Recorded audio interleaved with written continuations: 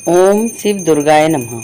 दोस्तों, पूजा चाहे कैसी भी की जाए, चाहे बहुत सारे कीमती सामानों से की जाए या फिर मामूली सामानों से, या फिर हम निर्धन हैं और हमारे पास कोई भी सामग्री नहीं है, तो केवल श्रद्धा पूर्वक भी आप ईश्वर की पूजा कर सकते हैं।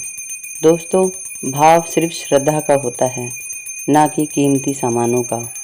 आप सच्चे मन से ईश्वर की पूजा किसी भी रूप से कर सकते हैं।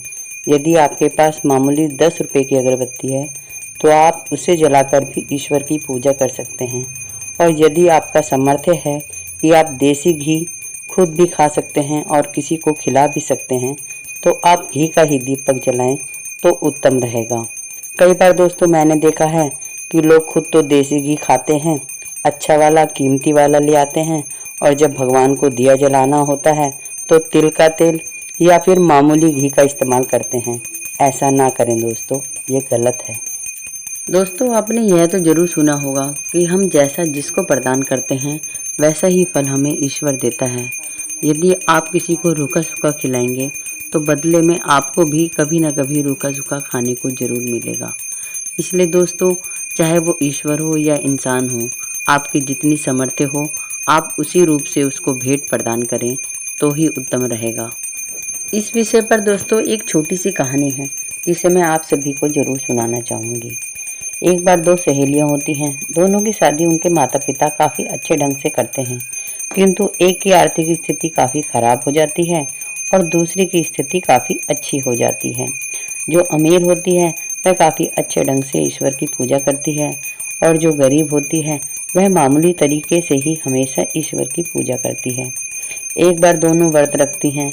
एक काफ़ी पकवानों से ईश्वर की पूजा करती है और एक के पास रूखा सूखा होता है, वह उसी से भगवान को भोग लगाती है और खुद भी भोग ग्रहण करती है।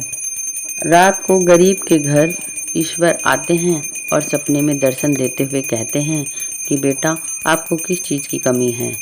तो वह लड़की बोलती है कि प्रभु, वैसे तो आपका दिया हुआ सब कुछ है, किंतु इस समय मुझे धन धान्य की ही कमी है। इतना बोलकर प्रभु उसको तथास्तु का वरदान देते हैं और चले जाते हैं। अगले दिन जब वह सुबह उठती है तो देखती है उसका पूरा घर धन धान्य से भर गया होता है। जब वह यह बात अपनी सहेली को बताती है तो अमीर सहेली और अमीर होने के कारण इस व्रत को बहुत रूखे सूखे तरीके से रखती है और ईश्वर को भी बहुत रूखा सूखा खिलाती है और स्वयं भी रूखा सूखा ग्रहण करती है। और जब ईश्वर उसके सपने में आते हैं और उससे पूछते हैं कि बेटा, आपको किस चीज़ की कमी है, तो वह कहती है, वैसे तो प्रभु आपका दिया हुआ सब कुछ है, किंतु मुझे तो धन धान्य की ही कमी है।